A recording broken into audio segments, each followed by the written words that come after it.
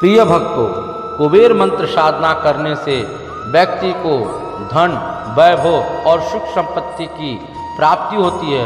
ऐसा माना जाता है जिस घर में, जिस व्यापार स्थान पर या कारखाना, फैक्ट्री या किसी ऐसा स्थान हो जहां धन की आवश्यकता हो, उस स्थान पर नियमित रूप से, श्रद्धा रूप से, विश्वास पूर्वक इस मंत्र को अगर मात्र 15 मिनट भी श्रवण किया जाए तो उस घर में, उस स्थान पर कभी भी दरिद्रता नहीं आएगी। महाराज कुबेर जी का आशीर्वाद, कृपा दृष्टि सदैव बना रहेगा। मंत्र की शून्य मात्र से धन की, वैभव की, ऐश्वर्य की प्राप्ति होगी। नौकरी में, जॉब में आपको पद प्रतिष्ठा की प्राप्ति होगी, यश की प्राप्ति होगी। ऐसा हो सकता है आपको सुबह और शाम प्रतिदिन नियमित पूर्वक मात्र 15 मिनट सुनने के लाभ से ही आपको किसी प्रकार का दबा हुआ धन अचानक प्राप्त हो जाएगा। ओम श्रीं ह्रीं क्लीं श्रीं क्लीं वित्तेश्वराय नमः। ओम श्रीं ह्रीं क्लीं श्रीं क्लीं वित्तेश्वराय नमः। ओम श्रीं ह्रीं क्लीं श्रीं क्लीं वित्तेश्वराय नमः। ओम श्रीं ह्रीं क्लीं श्रीं क्लीं वित्तेश्वराय नमः। ओम श्रीं ह्रीं क्लीं श्रीं क्लीं वित्तेश्वराय नमः। ओम श्रीं ह्रीं क्लीं श्रीं क्लीं वित्तेश्वराय नमः। ओम श्रीं ह्रीं क्लीं श्रीं क्लीं वित्तेश्वराय नमः। ओम श्रीं ह्रीं क्लीं श्रीं क्लीं वित्तेश्वराय नमः। ओम श्रीं ह्रीं क्लीं श्रीं क्लीं वित्तेश्वराय नमः। ओम श्रीं ह्रीं क्लीं श्रीं क्लीं वित्तेश्वराय नमः। ओम श्रीं ह्रीं क्लीं श्रीं क्लीं वित्तेश्वराय नमः। ओम श्रीं ह्रीं क्लीं श्रीं क्लीं वित्तेश्वराय नमः।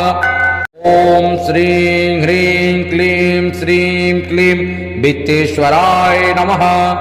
ओम श्रीं ह्रीं क्लीं श्रीं क्लीं वित्तेश्वराय नमः।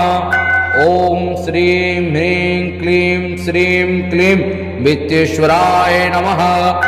ओम श्रीं ह्रीं क्लीं श्रीं क्लीं वित्तेश्वराय नमः। ओम श्रीं ह्रीं क्लीं श्रीं क्लीं वित्तेश्वराय नमः। ओम श्रीं ह्रीं क्लीं श्रीं क्लीं वित्तेश्वराय नमः। ओम श्रीं ह्रीं क्लीं श्रीं क्लीं वित्तेश्वराय नमः। ओम श्रीं ह्रीं क्लीं श्रीं क्लीं वित्तेश्वराय नमः। ओम श्रीं ह्रीं क्लीं श्रीं क्लीं वित्तेश्वराय नमः।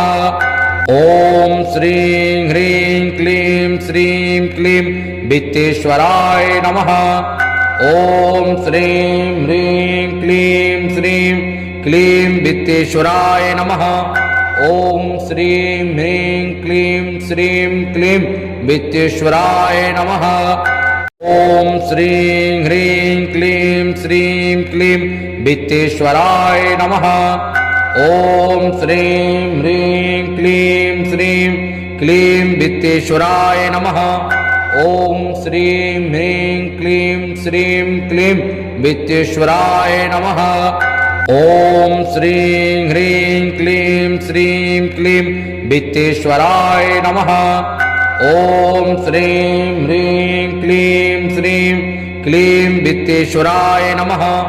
ओम श्रीं ह्रीं क्लीं श्रीं क्लीं वित्तेश्वराय नमः। ओम श्रीं ह्रीं क्लीं श्रीं क्लीं वित्तेश्वराय नमः। ओम श्रीं ह्रीं क्लीं श्रीं क्लीं वित्तेश्वराय नमः। ओम श्रीं ह्रीं क्लीं श्रीं क्लीं वित्तेश्वराय नमः। ओम श्रीं ह्रीं क्लीं श्रीं क्लीं वित्तेश्वराय नमः। ॐ श्रीं ह्रीं क्लीं श्रीं क्लीं वित्तेश्वराय नमः। ॐ श्रीं ह्रीं क्लीं श्रीं क्लीं वित्तेश्वराय नमः। ॐ श्रीं ह्रीं क्लीं श्रीं क्लीं वित्तेश्वराय नमः। ॐ श्रीं ह्रीं क्लीं श्रीं क्लीं वित्तेश्वराय नमः। ॐ श्रीं ह्रीं क्लीं श्रीं क्लीं वित्तेश्वराय नमः। ॐ श्रीं ह्रीं क्लीं श्रीं क्लीं वित्तेश्वराय नमः। ॐ श्रीं ह्रीं क्लीं श्रीं क्लीं वित्तेश्वराय नमः। ॐ श्रीं ह्रीं क्लीं श्रीं क्लीं वित्तेश्वराय नमः। ॐ श्रीं ह्रीं क्लीं श्रीं क्लीं वित्तेश्वराय नमः। ॐ श्रीं ह्रीं क्लीं श्रीं क्लीं वित्तेश्वराय नमः। ॐ श्रीं ह्रीं क्लीं श्रीं क्लीं वित्तेश्वराय नमः।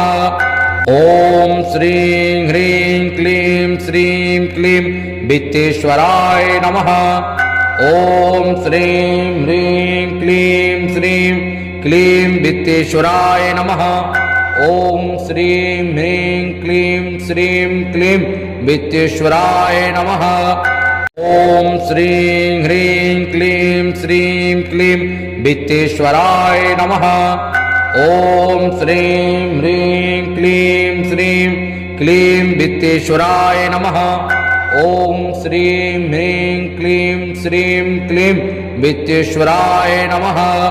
ॐ श्रीं ह्रीं क्लीं श्रीं क्लीं वित्तेश्वराय नमः। ॐ श्रीं ह्रीं क्लीं श्रीं क्लीं वित्तेश्वराय नमः। ॐ श्रीं ह्रीं क्लीं श्रीं क्लीं वित्तेश्वराय नमः। ॐ श्रीं ह्रीं क्लीं श्रीं क्लीं वित्तेश्वराय नमः। ॐ श्रीं ह्रीं क्लीं श्रीं क्लीं वित्तेश्वराय नमः।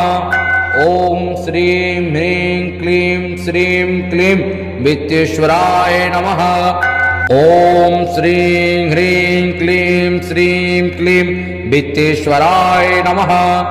ॐ श्रीं ह्रीं क्लीं श्रीं क्लीं वित्तेश्वराय नमः। ॐ श्रीं ह्रीं क्लीं श्रीं क्लीं वित्तेश्वराय नमः। ॐ श्रीं ह्रीं क्लीं श्रीं क्लीं वित्तेश्वराय नमः। ॐ श्रीं ह्रीं क्लीं श्रीं क्लीं वित्तेश्वराय नमः। ॐ श्रीं ह्रीं क्लीं श्रीं क्लीं वित्तेश्वराय नमः। ॐ श्रीं ह्रीं क्लीं श्रीं क्लीं वित्तेश्वराय नमः। ॐ श्रीं ह्रीं क्लीं श्रीं क्लीं वित्तेश्वराय नमः। ॐ श्रीं ह्रीं क्लीं श्रीं क्लीं वित्तेश्वराय नमः। ॐ श्रीं ह्रीं क्लीं श्रीं क्लीं वित्तेश्वराय नमः। ॐ श्रीं ह्रीं क्लीं श्रीं क्लीं वित्तेश्वराय नमः।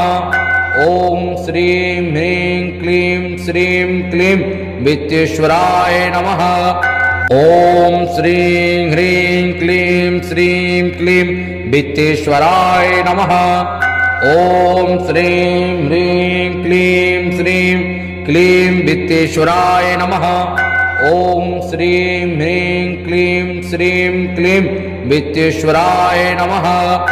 ॐ श्रीं ह्रीं क्लीं श्रीं क्लीं वित्तेश्वराय नमः। ॐ श्रीं ह्रीं क्लीं श्रीं क्लीं वित्तेश्वराय नमः। ॐ श्रीं ह्रीं क्लीं श्रीं क्लीं वित्तेश्वराय नमः। ॐ श्रीं ह्रीं क्लीं श्रीं क्लीं वित्तेश्वराय नमः। ॐ श्रीं ह्रीं क्लीं श्रीं क्लीं वित्तेश्वराय नमः। ॐ श्रीं ह्रीं क्लीं श्रीं क्लीं वित्तेश्वराय नमः।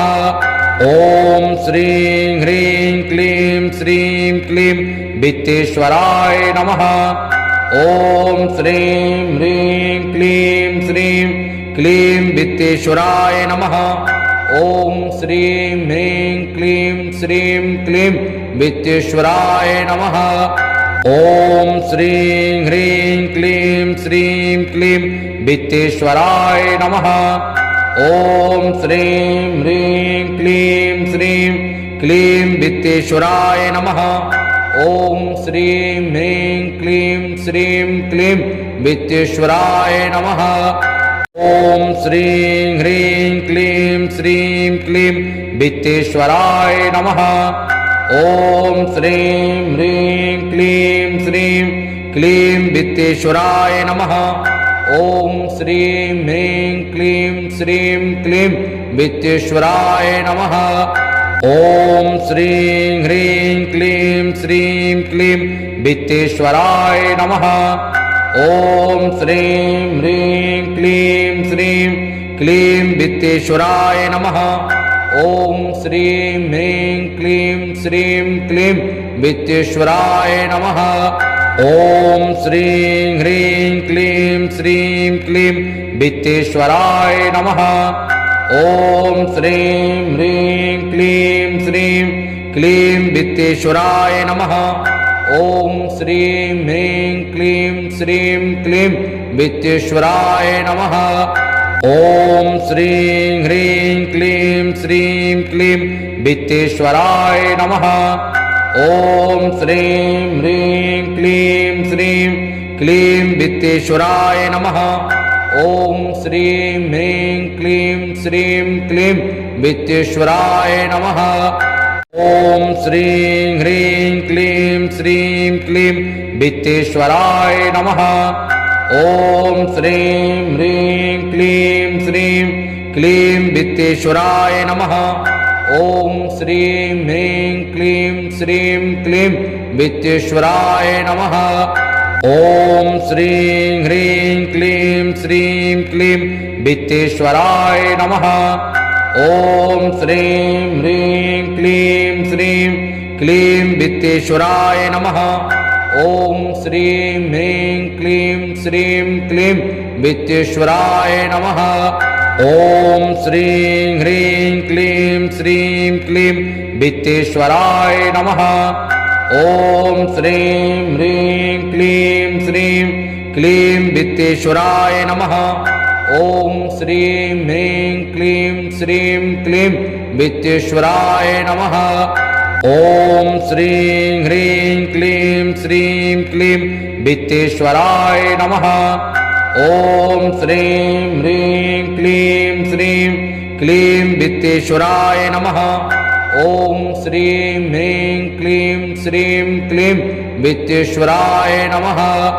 ॐ श्रीं ह्रीं क्लीं श्रीं क्लीं वित्तेश्वराय नमः।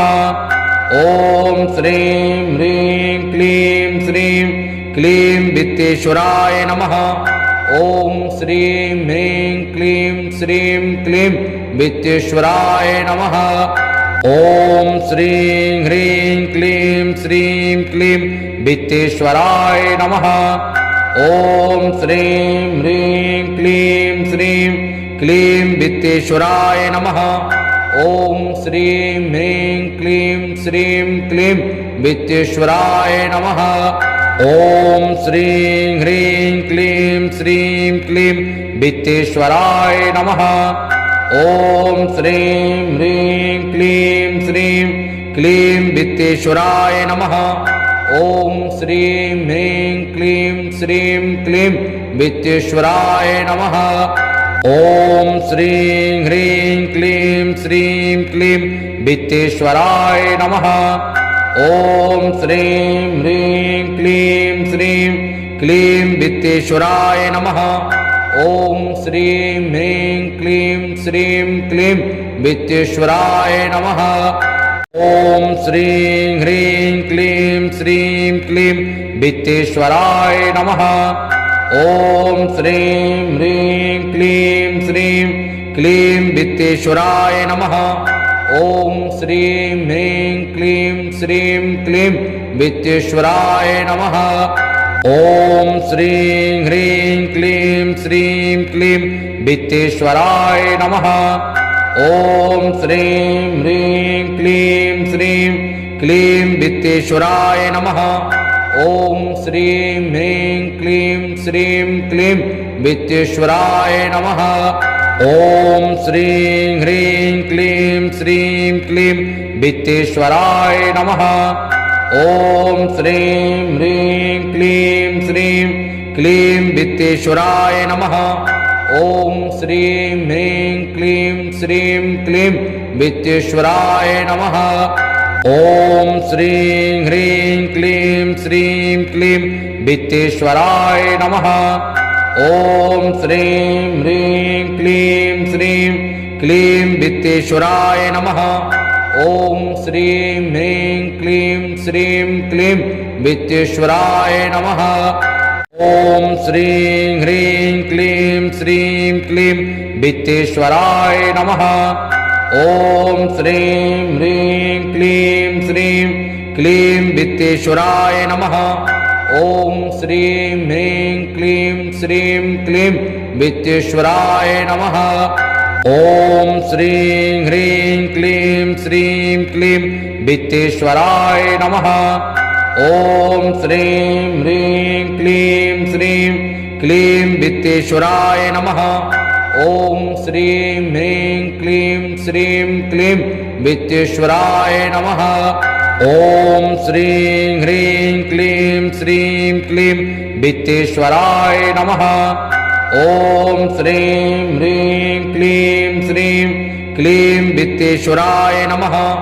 ॐ श्रीं ह्रीं क्लीं श्रीं क्लीं वित्तेश्वराय नमः। ॐ श्रीं ह्रीं क्लीं श्रीं क्लीं वित्तेश्वराय नमः।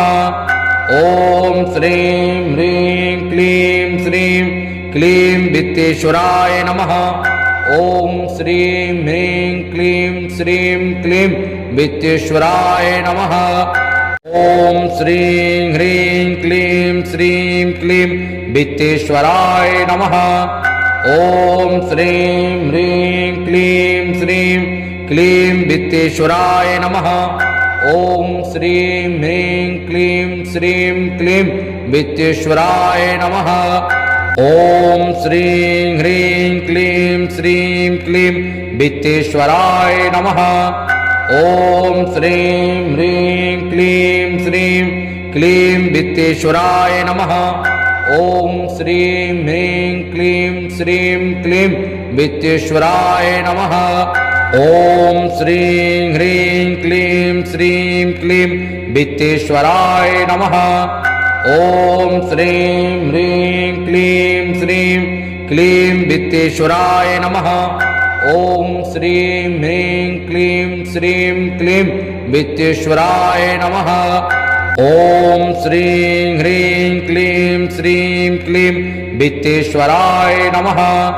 ॐ श्रीं ह्रीं क्लीं श्रीं क्लीं वित्तेश्वराय नमः।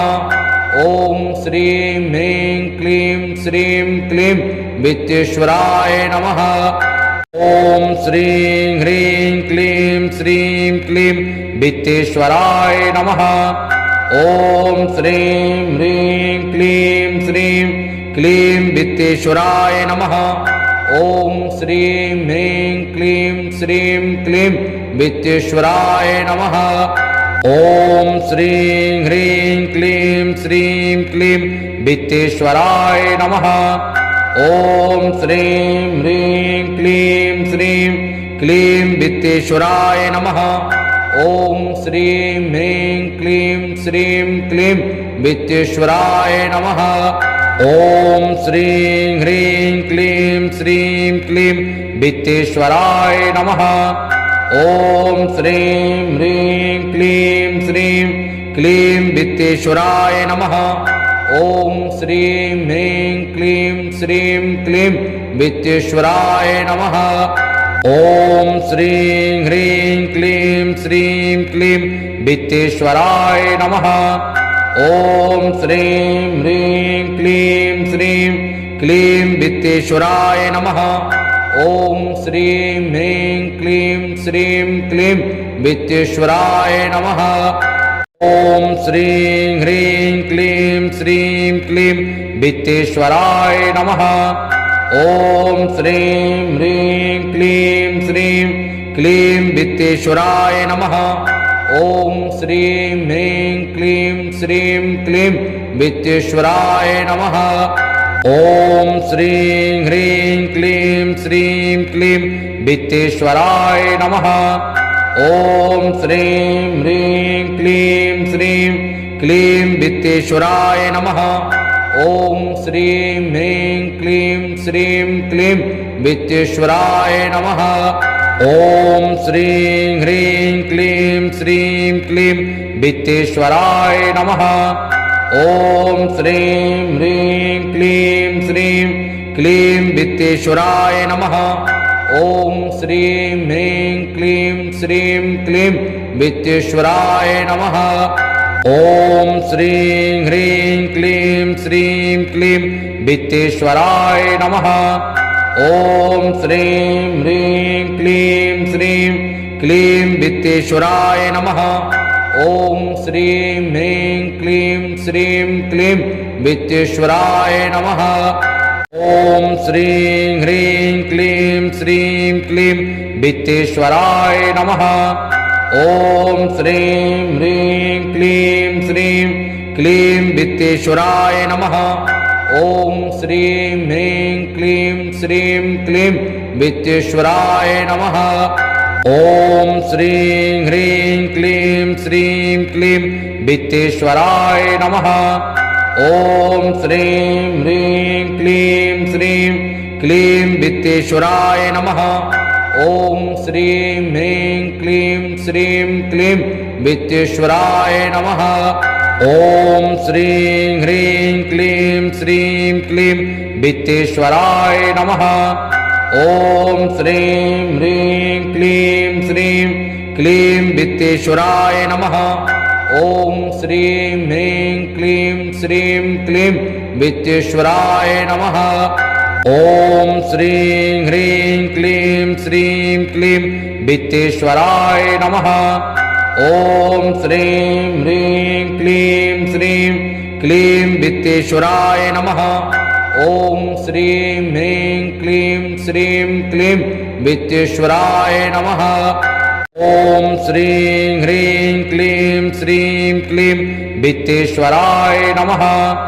ॐ श्रीं ह्रीं क्लीं श्रीं क्लीं वित्तेश्वराय नमः।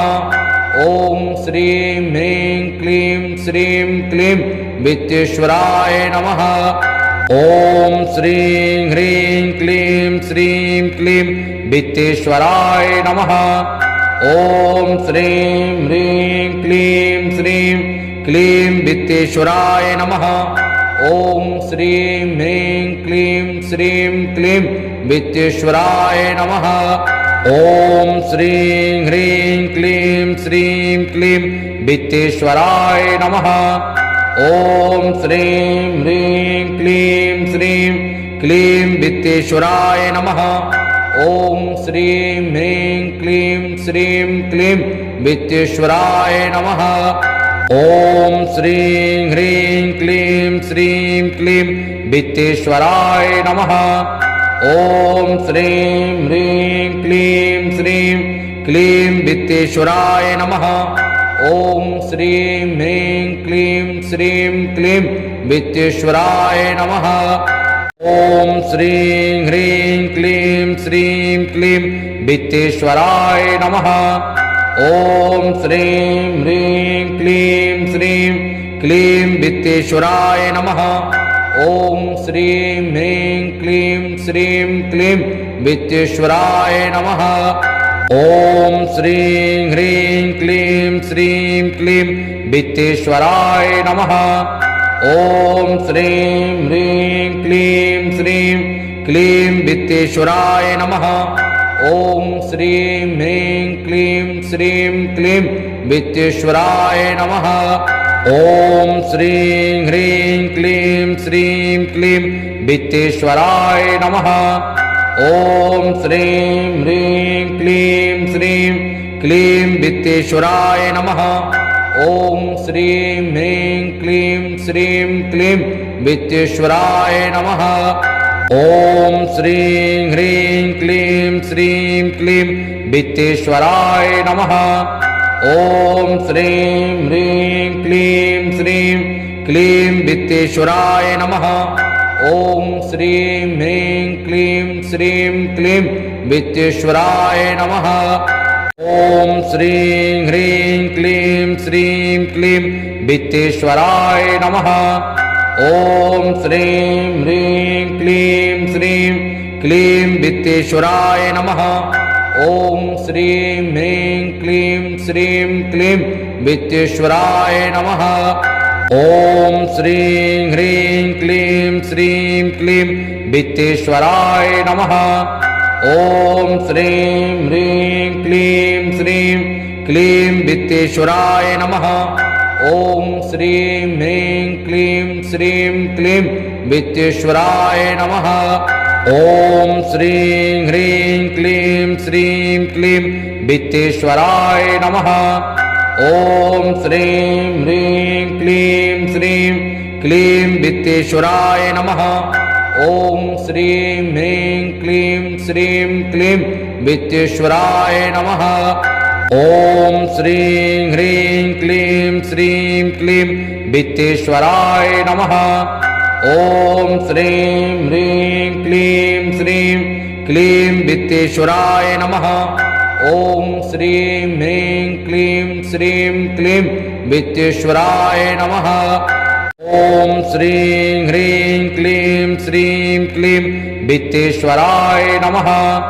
ॐ श्रीं ह्रीं क्लीं श्रीं क्लीं वित्तेश्वराय नमः। ॐ श्रीं ह्रीं क्लीं श्रीं क्लीं वित्तेश्वराय नमः। ॐ श्रीं ह्रीं क्लीं श्रीं क्लीं वित्तेश्वराय नमः। ॐ श्रीं ह्रीं क्लीं श्रीं क्लीं वित्तेश्वराय नमः। ॐ श्रीं ह्रीं क्लीं श्रीं क्लीं वित्तेश्वराय नमः। ॐ श्रीं ह्रीं क्लीं श्रीं क्लीं वित्तेश्वराय नमः। ॐ श्रीं ह्रीं क्लीं श्रीं क्लीं वित्तेश्वराय नमः। ॐ श्रीं ह्रीं क्लीं श्रीं क्लीं वित्तेश्वराय नमः। ॐ श्रीं ह्रीं क्लीं श्रीं क्लीं वित्तेश्वराय नमः। ॐ श्रीं ह्रीं क्लीं श्रीं क्लीं वित्तेश्वराय नमः। ॐ श्रीं ह्रीं क्लीं श्रीं क्लीं वित्तेश्वराय नमः। ॐ श्रीं ह्रीं क्लीं श्रीं क्लीं वित्तेश्वराय नमः। ॐ श्रीं ह्रीं क्लीं श्रीं क्लीं वित्तेश्वराय नमः।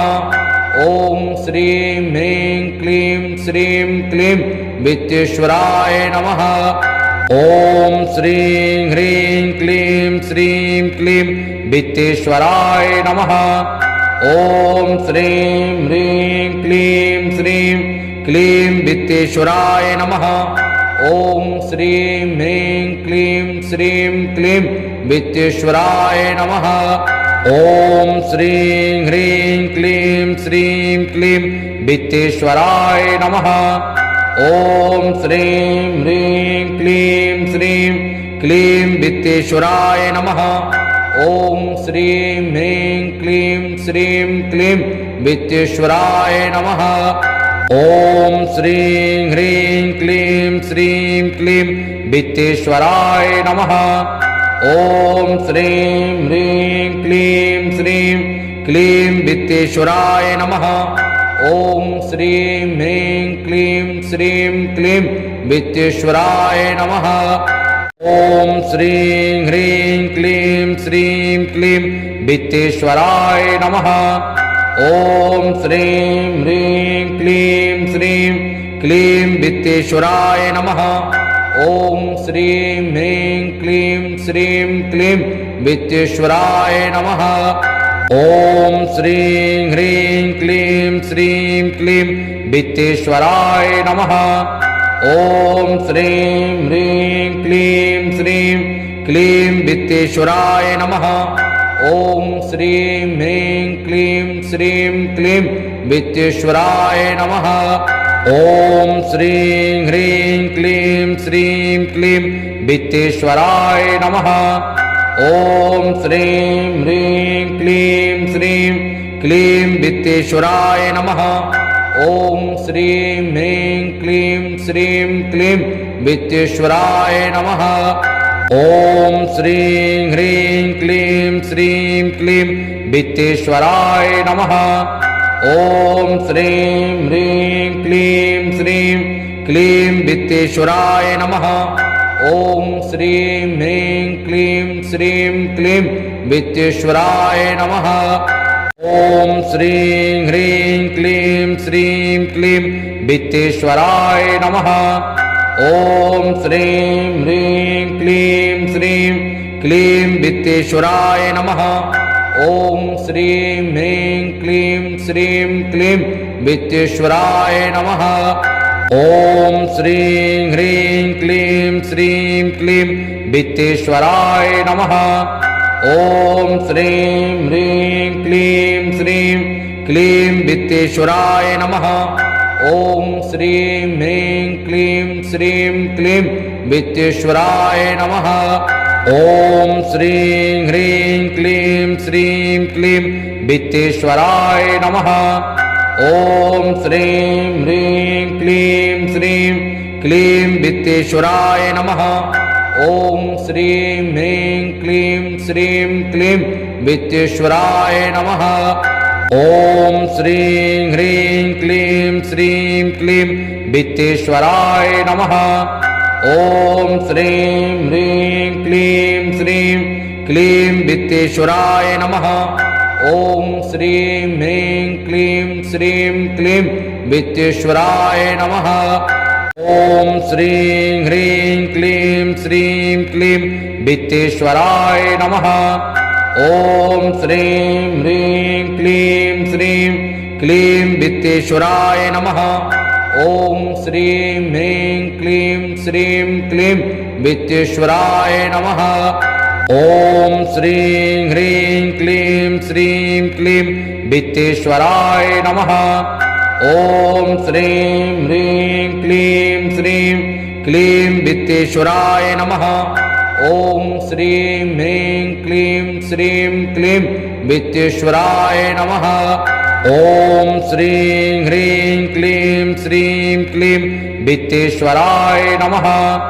ॐ श्रीं ह्रीं क्लीं श्रीं क्लीं वित्तेश्वराय नमः।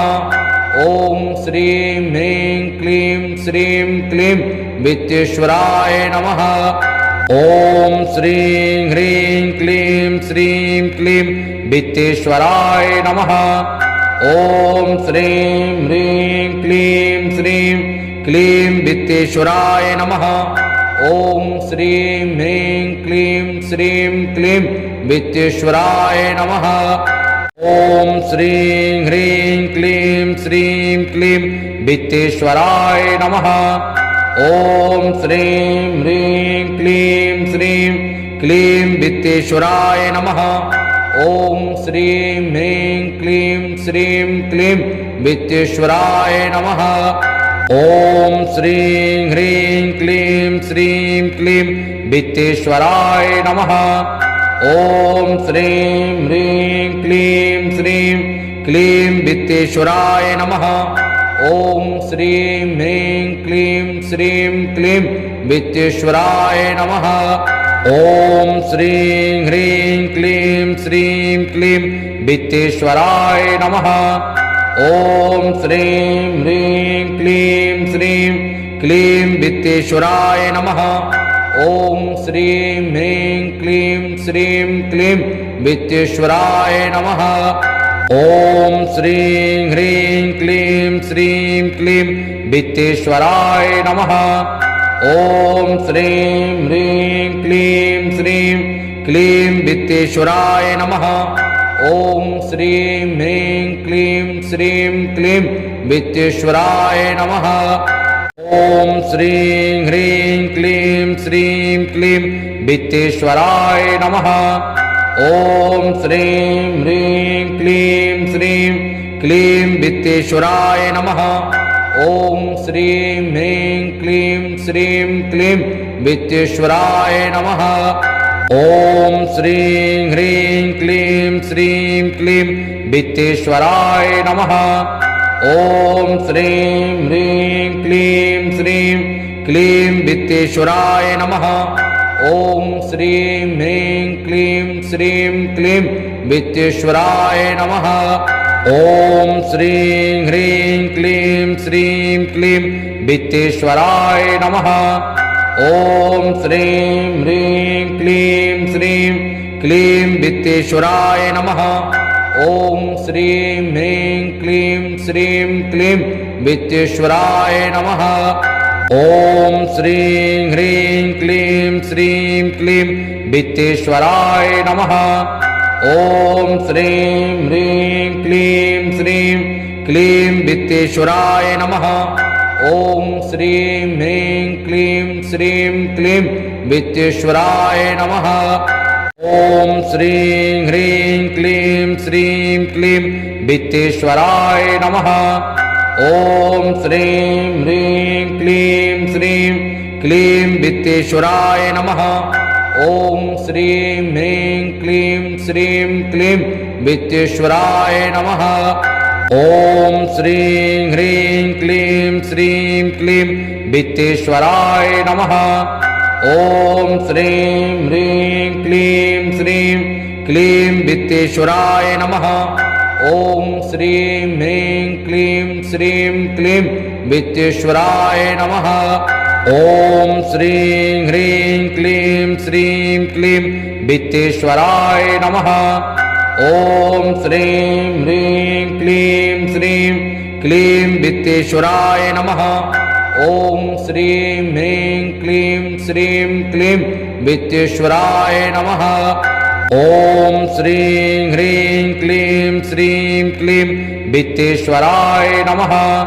ॐ श्रीं ह्रीं क्लीं श्रीं क्लीं वित्तेश्वराय नमः। ॐ श्रीं ह्रीं क्लीं श्रीं क्लीं वित्तेश्वराय नमः। ॐ श्रीं ह्रीं क्लीं श्रीं क्लीं वित्तेश्वराय नमः। ॐ श्रीं ह्रीं क्लीं श्रीं क्लीं वित्तेश्वराय नमः। ॐ श्रीं ह्रीं क्लीं श्रीं क्लीं वित्तेश्वराय नमः। ॐ श्रीं ह्रीं क्लीं श्रीं क्लीं वित्तेश्वराय नमः। ॐ श्रीं ह्रीं क्लीं श्रीं क्लीं वित्तेश्वराय नमः। ॐ श्रीं ह्रीं क्लीं श्रीं क्लीं वित्तेश्वराय नमः। ॐ श्रीं ह्रीं क्लीं श्रीं क्लीं वित्तेश्वराय नमः। ॐ श्रीं ह्रीं क्लीं श्रीं क्लीं वित्तेश्वराय नमः। ॐ श्रीं ह्रीं क्लीं श्रीं क्लीं वित्तेश्वराय नमः। ॐ श्रीं ह्रीं क्लीं श्रीं क्लीं वित्तेश्वराय नमः। ॐ श्रीं ह्रीं क्लीं श्रीं क्लीं वित्तेश्वराय नमः। ॐ श्रीं ह्रीं क्लीं श्रीं क्लीं वित्तेश्वराय नमः। ॐ श्रीं ह्रीं क्लीं श्रीं क्लीं वित्तेश्वराय नमः। ॐ श्रीं ह्रीं क्लीं श्रीं क्लीं वित्तेश्वराय नमः। ॐ श्रीं ह्रीं क्लीं श्रीं क्लीं वित्तेश्वराय नमः। ॐ श्रीं ह्रीं क्लीं श्रीं क्लीं वित्तेश्वराय नमः। ॐ श्रीं ह्रीं क्लीं श्रीं क्लीं वित्तेश्वराय नमः। ॐ श्रीं ह्रीं क्लीं श्रीं क्लीं वित्तेश्वराय नमः। ॐ श्रीं ह्रीं क्लीं श्रीं क्लीं वित्तेश्वराय नमः। ॐ श्रीं ह्रीं क्लीं श्रीं क्लीं वित्तेश्वराय नमः। ॐ श्रीं ह्रीं क्लीं श्रीं क्लीं वित्तेश्वराय नमः। ॐ श्रीं ह्रीं क्लीं श्रीं क्लीं वित्तेश्वराय नमः। ॐ श्रीं ह्रीं क्लीं श्रीं क्लीं वित्तेश्वराय नमः। ॐ श्रीं ह्रीं क्लीं श्रीं क्लीं वित्तेश्वराय नमः। ॐ श्रीं ह्रीं क्लीं श्रीं क्लीं वित्तेश्वराय नमः। ॐ श्रीं ह्रीं क्लीं श्रीं क्लीं वित्तेश्वराय नमः। ॐ श्रीं ह्रीं क्लीं श्रीं क्लीं वित्तेश्वराय नमः। ॐ श्रीं ह्रीं क्लीं श्रीं क्लीं वित्तेश्वराय नमः। ॐ श्रीं ह्रीं क्लीं श्रीं क्लीं वित्तेश्वराय नमः। ॐ श्रीं ह्रीं क्लीं श्रीं क्लीं वित्तेश्वराय नमः। ॐ श्रीं ह्रीं क्लीं श्रीं क्लीं वित्तेश्वराय नमः। ॐ श्रीं ह्रीं क्लीं श्रीं क्लीं वित्तेश्वराय नमः।